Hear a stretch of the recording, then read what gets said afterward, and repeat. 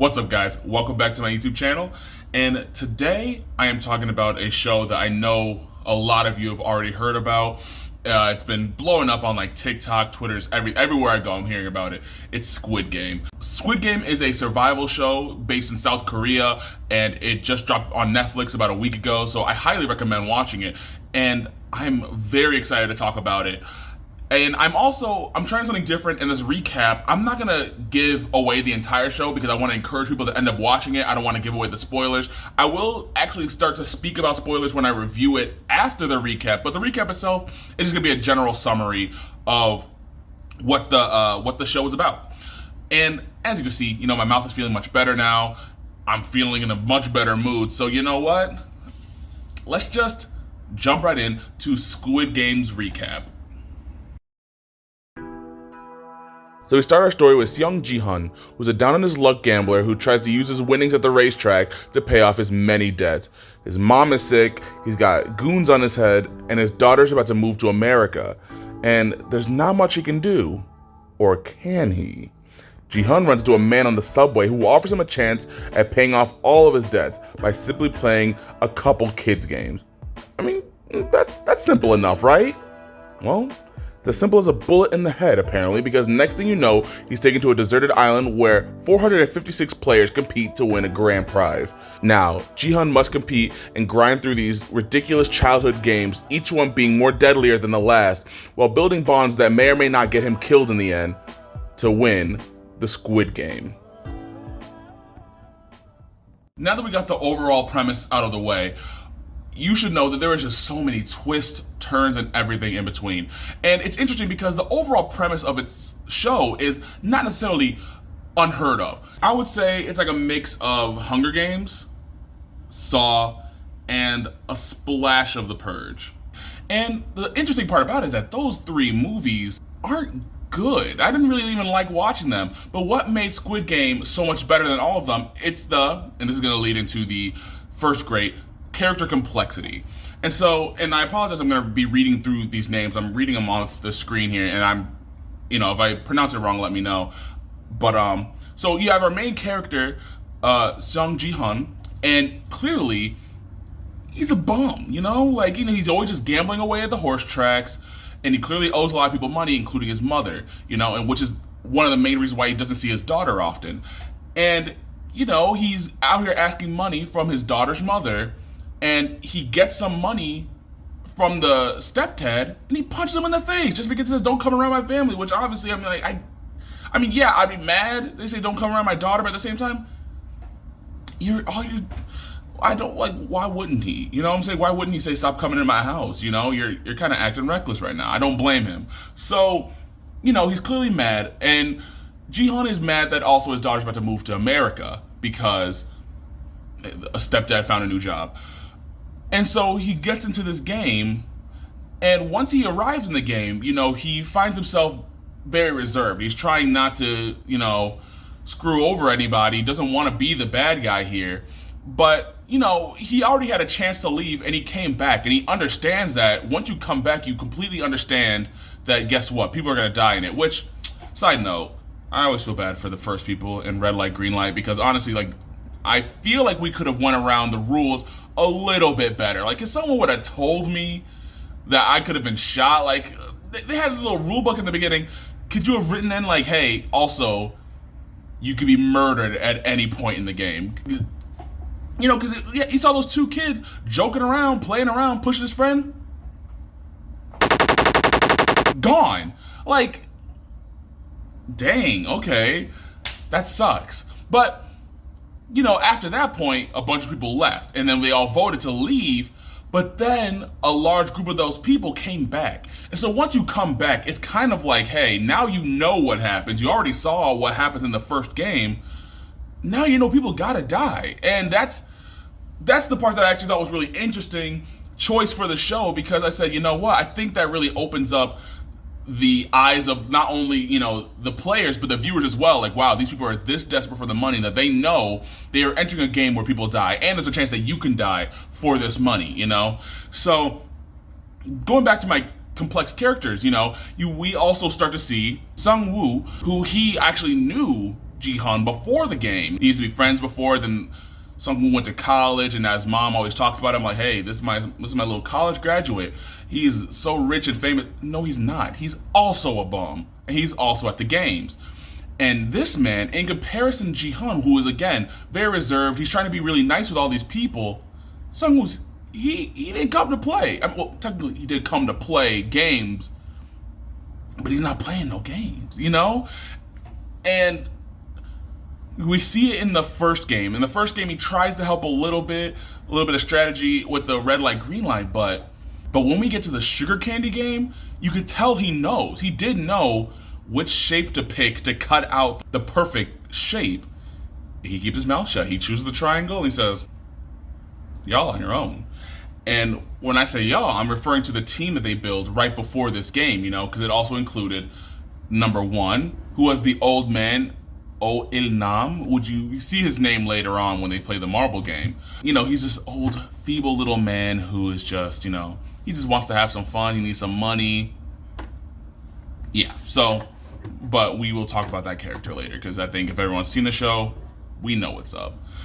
And then we also have Abdul Ali, and he is just probably the sweetest kid out there, you know, but a little bit too sweet, because, you know, ain't sweet around here, and not in the Squid Game. And, you know, all he wants to do is get money for his wife and kids, who they just moved from Pakistan to Korea, start a new life, you know, start a new job. But, you know, they're having issues. So the last person a part of that little team that they got going on is Kong Sai-byuk. I hope I pronounced that correctly. And she's just trying to get money to get her little brother out of the children's home that she left him in, because they left from North Korea and they're trying to, you know, just like Abdul, start a new life. But they create this team, but the issue is they have no trust in between each other. And that's where I'm talking about the complex characters. You see them trying to work together, and, you know, they do work together well. You see them in the tug of war, and clearly if they listened to each other and actually did well, they would do well. But again, this is not a game where a team wins. One person wins, and they know this. And the one who knows it the most is Sung-woo, because he is just tearing them down from the inside bit by bit, because what he did to Abdul was so dirty. Just the worst thing. Probably the saddest moment for me, because I loved Abdul, and he did him so dirty. But again, why these characters are so complex is because you understand why. Again, everybody joined this game again, knowing the stakes, and, you know, it only's gonna end with one person. They know this. And so, yes, I was so mad at Sung-woo for what he did, but at the same time, you understand, because guess what? That's the game. The game is, you gotta start some people, you know what I mean? You gotta, you know what I mean? Sorry, that's insensitive. But that's just the game. So that's my first grade, is that these characters are so complex, the fact that you get mad at the things that they do, but at the same time you understand. Except for one. And I will get back to him later. Anywho, my next grade is all of the twists. As I said before, there's a lot of them. There's a lot of twists within the twist. So one subplot going on is you have Detective Hwang Jun-ho, who he is out here trying to find his brother because his brother disappeared. And how do I put this? He's a good detective, but he's a bit sloppy. And I think we can all agree that if you've seen it, he could be a bit sloppy. But nonetheless, though, it's his brother. He's on the way. He's trying to find his brother. And again, this is another spoiler. You know, he joins the game as one of the pink henchmen, and he's trying to, you know, get as much intel as possible. And he runs into a ring of black market organ traders who are selling some of the organs of some of the contestants who are dying and shipping them off. And while watching it, I thought, hey, is this what the whole Squid Game is about? And I don't know if people caught on a little bit earlier. I'm just a little bit dumb. But I'm just saying, for me, I thought the Squid Game might have been an organ trader kind of deal, but it wasn't. It was actually just a bunch of henchmen working together under the shadows to sell organs. And he figures this out by joining, which again, not in the best way, because this man asks way too many questions. Like with the zombie thing, he's just talking and talking. He would have died if that doctor didn't just lose his mind and start screaming. Like, okay, first off, you're here, you gotta be here. But anyway, you got lucky, which is a huge theme in the show, is luck, truly, because Ji-hun should not have gotten as far as he did without luck, because every single game he beat was a buzzer beater. And this detective, again, he got lucky, because I just feel like a lot of the time that he was running around trying to find his brother, he almost found an early ticket to a casket, is all I'm saying. But nonetheless,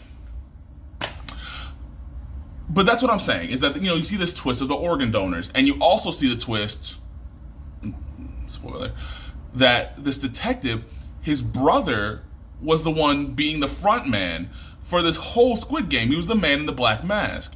And again, I mean, I saw it coming, but still, cool twist. And again, I already talked about the twist where Song-woo switched Abdul's marbles for rocks. Dirty. And also the scene where Song-woo Sai-byuk, you know, while she was bleeding out. And, you know, that's one of those things that was a twist where I was like, oh my god, I can't believe he did that. But at the same time, I can believe it, because again, she was already dying from the glass. It was still dirty though. That man was a grimy man. But can't blame him. And it makes you feel kind of weird saying you can't blame somebody for doing what they do, because again, they're killing people. But ugh. Moving on. My last great would be scenery. I loved the scenery, you know, from all the different games, the way they set up the crazy games that everyone's going to play, but also the really trippy stairs scene whenever they're walking through kind of reminds you of that optical illusion that's very popular. And it's so colorful, which of course is a very basic thing to point out, like, wow, it's very colorful despite the fact that it's such a morbid game. But they did it very well in their advantage, where it was just very interesting to watch, very cool to look at, and especially when it got dark, you know, it becomes night, and it's just so creepy. And it, nonetheless, the lighting, scenery, just everything, all the colors, fantastic. I think they did a really good job at making it very visually appealing. Now, let's get into the gripes, because I have a couple. This first one is a kind of, because I'm not really sure how I feel about it, whereas this one, I'm not sure if it's bad writing or did I just not like it.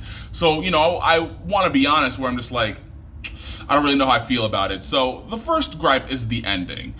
And this is kind of a two-parter in its sense of what I'm saying. First off is the ending of the detective. These cops are so stupid. Like, first off, why did the detective not bring up, in the first place, why didn't the detective not bring up a whole squadron to come investigate this boat? Because now he's alone, and he's doing a sloppy job with putting the phone down the wrong way, leaving drawers open, files on the floor. Come on, dude. What are you doing? And so, of course, that ends with him facing off with his brother, who is the front man, and the brother's like, hey, come with me, and I'll tell you everything. And the guy's like, no, I don't want to do that. And he dies. Stupid. Why would you not go with him? I get it, he's a bad guy, but you wanted answers. The answers are right in front of you. Why didn't you just go, you know? And also, the detective, the cop he called was an idiot, because he was just blabbing around like, what are you talking about? Huh? What are you talking about? What's going on? You okay? Huh? Did you eat today? Huh?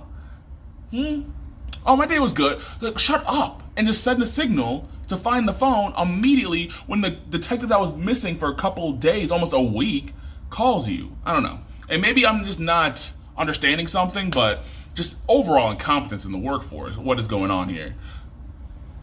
Anyway, part two of why the ending was a bit of a gripe for me, because obviously, you know, if you've seen all the way through, Il-nam is actually the villain. He is Jigsaw of this entire organization. He is this man who decided to create the Squid Game because he got so rich that he got bored.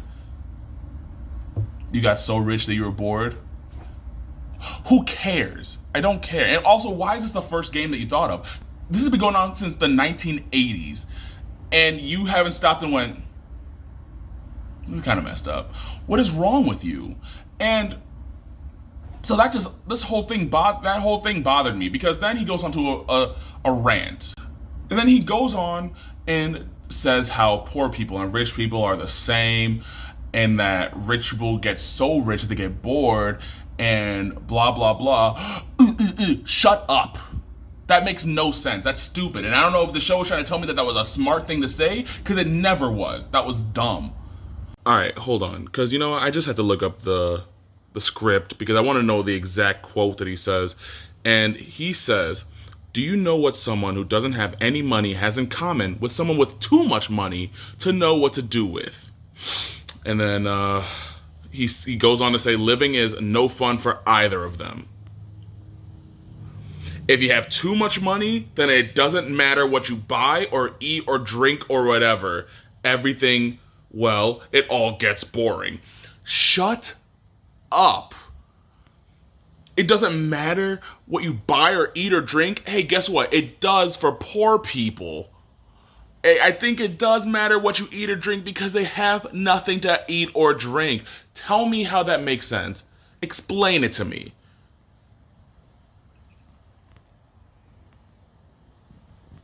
Back to the video. Come on. Rich people get so much money that they get bored?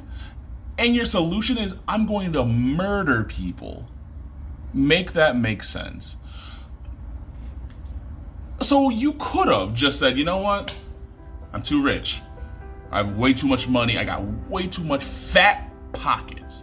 And now I got nothing to buy. I'm too bored. What am I going to do? Maybe I can give out my money ethically, distribute it, and donate it.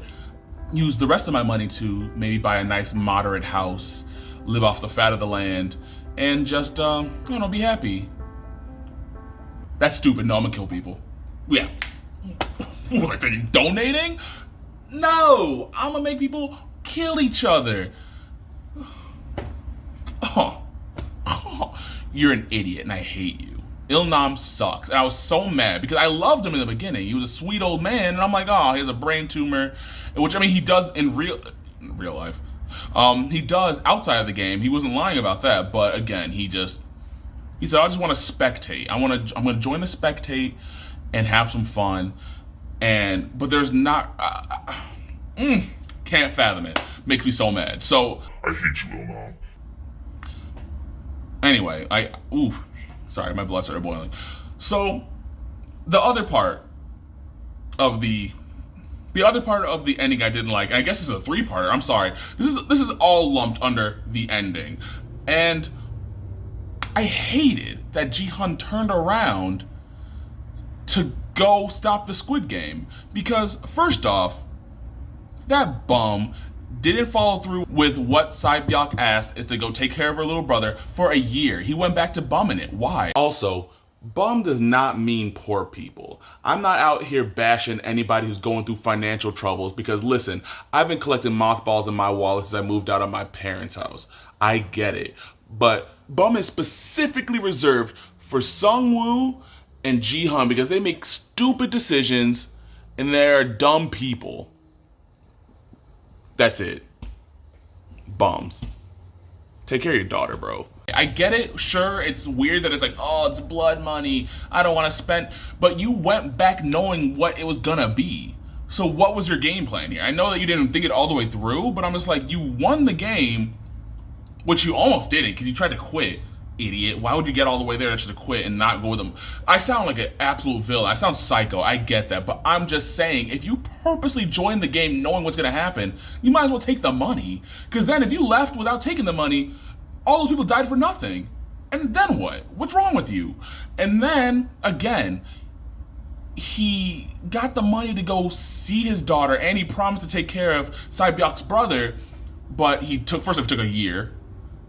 I get it. He went back and his mom was dead, and I'm sure he went through a depression. I get that. And yes, take your year to figure it out, but you could have sent the money over. You could have helped out the boy. He spent a whole extra year in the children's home for nothing, So, again, I sound cynical. I'm sorry. But nonetheless, he spent a year bumming it a little bit more, not spending any of the money. But then finally he decides to get a haircut, change his hair color. And he does finally help out Sae-byok's brother. and helps out Song-woo's mother, who is having a struggling business.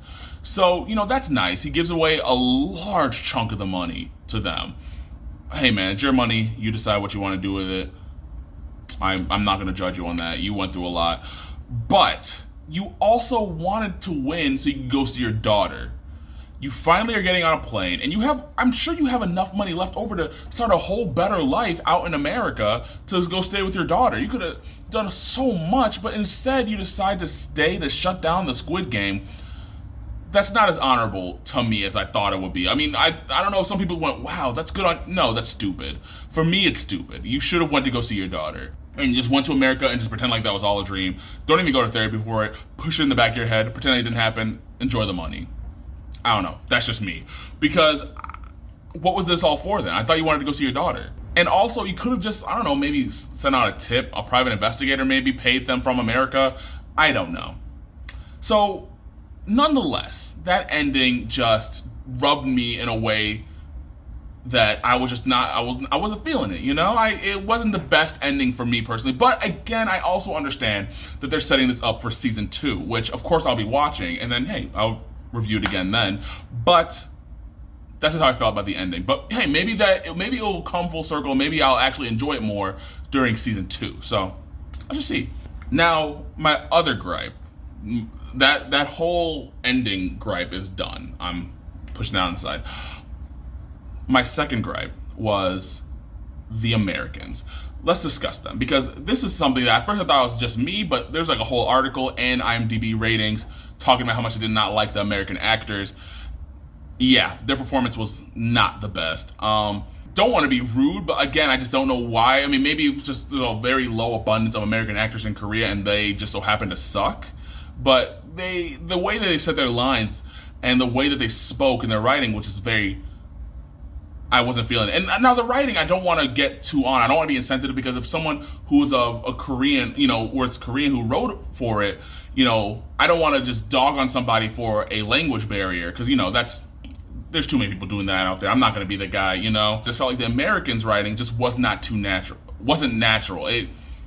The way they sounded was just ridiculous. And again, I know that they're supposed to be piggish human beings, so I get it. But it's just something about the writing and their line delivery just kind of brought me out of the show, where I was watching. I'm like, what are you saying? What's going on? So I wasn't a huge fan of that. But it was fine, because it was towards the end of the entire series. Thankfully, I didn't have to hear them for every single episode. It was just like the last couple episodes, which wasn't a huge deal. But again, I did just kind of listen. I'm like, you could talk less. It's fine. It's okay to just not talk. Nonetheless, not a huge deal, but again, the American actors, they could have bumped them out. I didn't like them. But that pretty much does it for the gripes. So let's get into the grade. And for me, I would give Squid Game an overall 88%. I think that it was very intriguing, very fun in a very dark way. I love the character complexity. I think that's what truly drove the entire show. But again, an ending is so important to just anything, a movie, a show, and it could really affect the overall product. And so the ending just kind of, I wasn't vibing with it, so that's just me. So again, I would give it an 88%. To wrap things up, I still highly recommend Squid Game. I think, 88% is still a really good score. And I think that you guys should really go check it out. And also, go check out more movies and more television series that are not America-based or just an American show. Because I think that, once you start to open your eyes to different cultures and different movies and TV shows that they produce, they all have a different feeling. And they produce much different results, And I think Squid Game is a great example for that. I find myself really enjoying also other Korean shows and movies. Like, I loved Parasite, Train to Busan, and I just finished watching Kim's Convenience, which I know that's a Canadian television series, but again, it was strictly a Korean family show. Comedy that I thought was so funny, and it has a very rich culture of its own. Because when you start to see the same narrative, same American white family, it gets boring. It gets bland. You want to start to see other cultures. So again, I just think that, Open your eyes. That's all I'm saying. I think that you need to open your eyes and go check out some other movies that are just, and read some subtitles, guys. I heard you complaining about Parasite. You didn't want to read subtitles. Grow up. Learn to read. You ever thought about that? So, that's just it for this video. Go watch Squid Game. Lots of fun. And also, go watch some of my TikToks. They're funny. They're so funny that actually Hulu also, they tried to make a show about me about my TikTok, which is funny, but then I said no because I was like, I'd rather be on Netflix or HBO Max. And, they got so sad they asked Charlie D'Amelio, which, I mean, hey, good for her. I'm just saying that, they asked me first. So, anyway, guys, I hope you guys have a great rest of your day, and I will see you all in my next videos, which will be moving into October, and I'm very excited for what's to come there.